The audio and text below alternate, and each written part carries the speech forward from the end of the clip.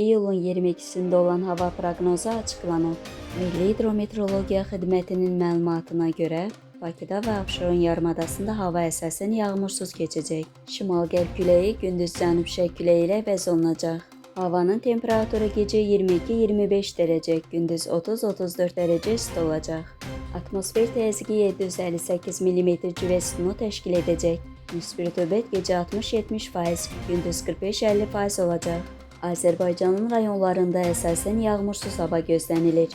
Bəzi dağlıq və dağətəyi rayonlarda yağış yağacağı, ayrı-ayrı yerlərdə leysan, şimşək və dolu ehtimalı var. Gecə və səhər bəzi dağlıq ərazilərində duman olacaq. Mülayim şərq küləyi əsəcək. Havanın temperaturu gecə 22-26 dərəcə, gündüz 33-38 dərəcə isti.